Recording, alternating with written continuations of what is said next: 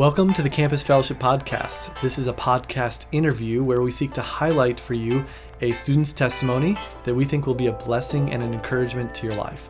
My name is Jacob Bennett. I serve as the Executive Director of Campus Fellowship, and this network exists to equip local churches to implement and sustain dynamic disciple-making college ministries whose students worship God and change the world. Also with us today to share his testimony is Alek Lemke. Welcome, Alek. It's good to be here. Yeah, great. Alek, what school do you go to? I go to Grandview. Nice. Grandview Campus Ministry. What year are you? I'm going to be a junior. Sweet. And what are you studying? Right now I study sport management. I'm thinking about adding a theology degree with that too. Okay. And do you play a sport? I do. I play baseball. Baseball. Sweet. You're a pitcher, is that right? I am a pitcher. Okay, sweet. Why don't you just tell us, what campus group were you a part of this last fall? So I was in a campus group with Blake Joyner and Brady Wagner. And those were the two guys that were really discipling me throughout the year. And it was just a fun group. It was a young group. More of the kind of quiet group, and our hangouts were, you could say, more less sporty than the other group. Okay. And so it was kind of, for me, being a sporty guy, it was kind of tough, but that was something I had to adjust to. Yeah. And I ended up really enjoying the time that I got to spend with them, and really enjoyed just learning about those people and just being a good friend to them, a good brother to them. Who are some of the ladies in your campus group? Yeah, so it was Natalie Kessler, okay, Brooke Norberg, she's a younger one, and then Rebecca Borland. She was the leader. Sweet. I can't remember any other ones off the top of my head. Nah, it's fine. I mean, I totally understand. What were some... You said that you were the less sporty of the two groups. I mean, You're coming from Grandview. It seems like everyone's a little bit sporty. But what was something fun or spontaneous off the cuff that your group did that was really fun last year? So we got an idea for a Friday night hangout to do a presentation, a PowerPoint night, which is basically make your own PowerPoint and then present it to the group. And that was probably the most fun Friday night hangout that I had, other than just the ones where we would have 4 people and we would just drive around and go get food and stuff like that. But that PowerPoint night was 6 people, and then we also had Grace Twelmeyer from Northwestern and her friend join us. It was just a really fun time. We got to learn a whole bunch, just random stuff about people. Grace's PowerPoint was actually about her fear of spoons. Oh. So we got to learn about that. That was interesting. A real fear of spoons? Oh, yeah. She doesn't like using spoons. Huh. She'd rather use a fork to eat ice cream. What about a spork? I don't know. Okay. You'd have to ask her. I'll have to ask her. What was your presentation about? So mine was top 10 best and worst Marvel movies, in my opinion. It was controversial. A lot of people didn't like my list, but I'll stick to it every day. Great. Okay, I got a few quick hitters for you. Okay, Alek? Do you play the sandwich game? Yes. Ooh, hear that, everyone in Grandview University. Make note, Alek Lemke is in on the sandwich game. Okay? So if you see him at the cafeteria, you know what to do. Okay. I see you're wearing a spike ball shirt. Now, question, is it spike ball or round net? I say spike ball. You say but spike ball. I feel like for the pros, they got to get into it. It's round net then. Okay.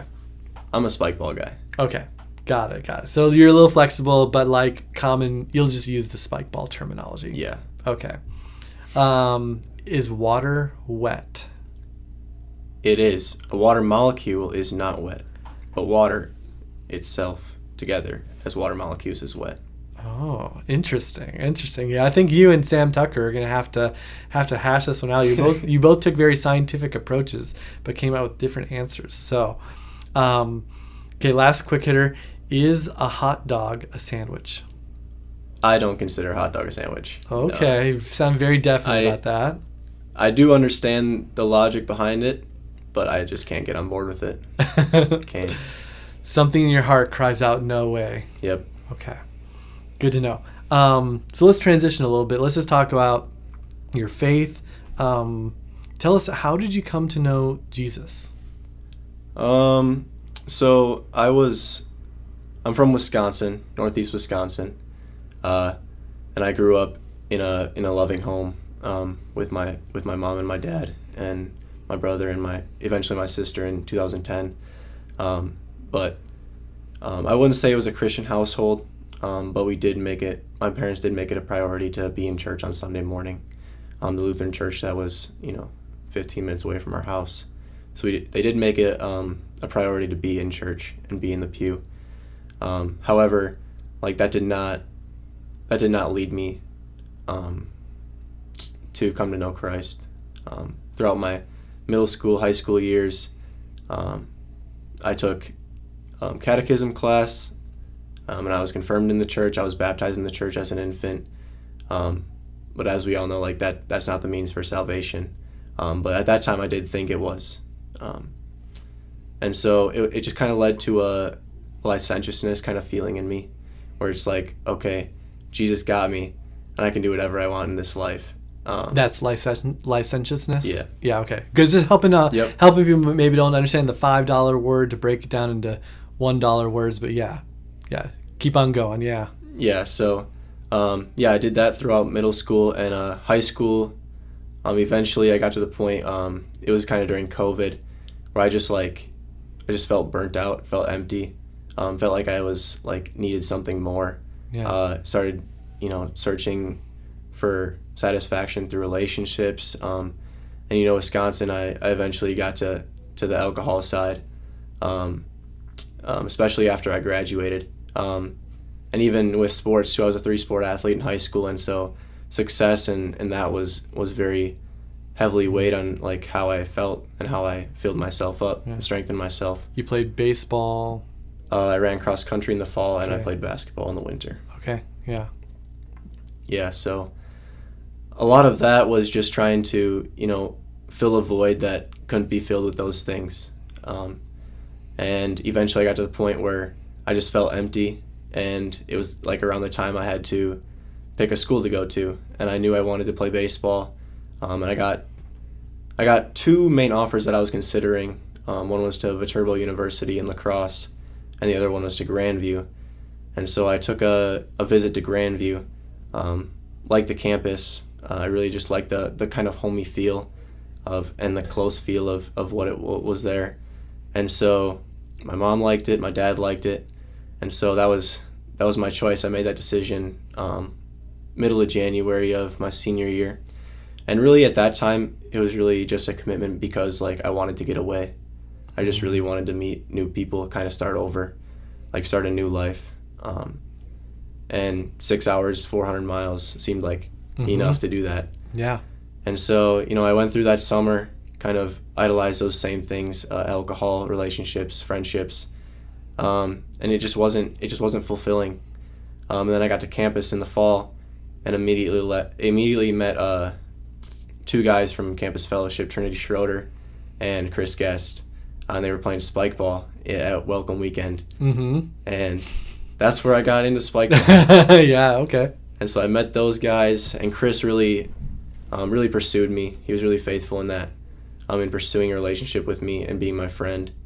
And eventually it turned into a discipleship relationship where he was reading with me weekly. And throughout the fall, I started coming around to kind of Campus Fellowship stuff, Pancake Palooza. I didn't go to fall conference, unfortunately, that year. But, Friday night hangouts, Bible studies, because I felt like it was the right thing to do. I believed I was a Christian, so why can't I go to Bible study and be present in that kind of stuff? Mm-hmm. And so that kind of led me to, doing that stuff. And then Chris Guest, I don't know how, but he convinced me to go to a winter retreat in Estes Park, Colorado. And that was a life-changing experience for me. Just seeing people who truly were different and truly loved each other and truly loved the Lord. And that just kind of it convicted me. And the gospel messages in Colorado, something hit at some point in Colorado, and I just felt convicted of my sin and felt my need for a Savior. And ultimately, like that week was just, I believe that week was the week that I was saved, and that the Lord grabbed me from the depths of hell. And yeah. And I don't know exactly when. I can assume that it was like New Year's Eve, just because like that's when I felt like I just broke down. I went for a prayer walk. Never do that. Went for like an hour prayer walk just by myself. And it was snowing. It was like we got like 3 feet of snow. Yeah, it was. Oh man. You know, every once in a while looking around for bears to make sure I wasn't gonna get eaten. But yeah, I went for a prayer walk, and that was just so uncharacteristic, and I just felt like just so convicted.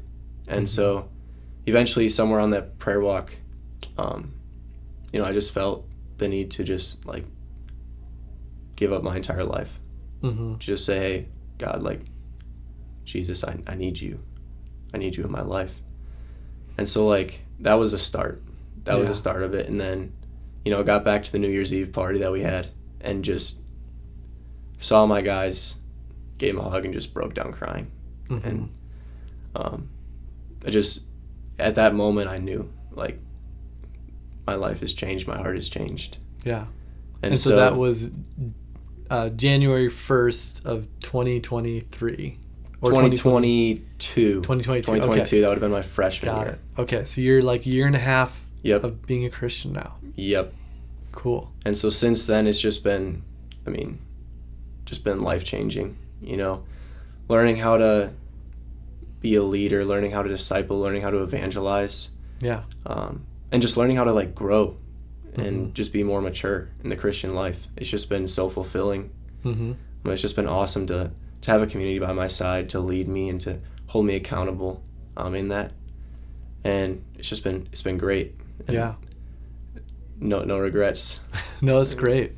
What's something that God's taught you about himself through being involved in a campus group? Yeah, so the biggest way like I see God like in my campus group is like just his love for people, his love for us, and just his desire for us to know him and to love him. And I see that like in the love that like we show each other. We serve each other. And we like genuinely care about each other.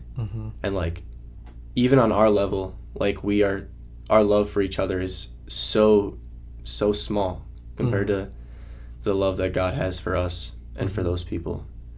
And just like seeing like that being revealed to me more and more each day, how much God like loves me and loves people. And like that convicts me to love people and just love like those who don't know him and bring more glory to his name.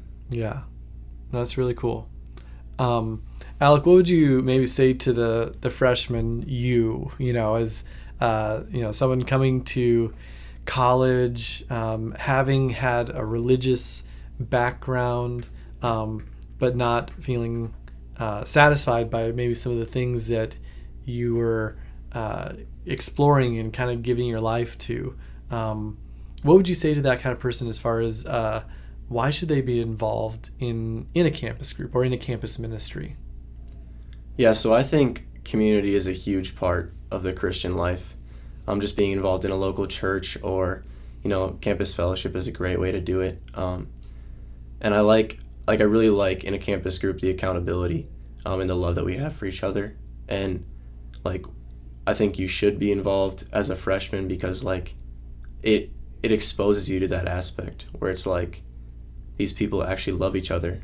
Non-Christians, when they see our group, I want them to see that we genuinely love each other, and like they want that, they desire that, they want to be loved. And then eventually they find out like why we love each other. And it's God. And then they find out that God loves them way more than we can ever love them. Yeah. And then they turn and ultimately give their life to him. And that's just like my joy and my reason for like why a campus group is like so important, and like on a campus and showing those people and showing those freshmen, those non-Christians, like who God is and like what our mission is. Yeah. Yeah, it reminds me when Jesus says that they will know that you are my disciples by your love for one another. It's like by loving one another, it shows that who we are a disciple of, that we're a disciple of Jesus. So that's really encouraging. So thank you, Alek, for joining us. Listeners, if you found this encouraging, please subscribe and give us a rating on your podcast app. And also, don't waste your time. Get involved today in a campus ministry, and especially one of their campus groups.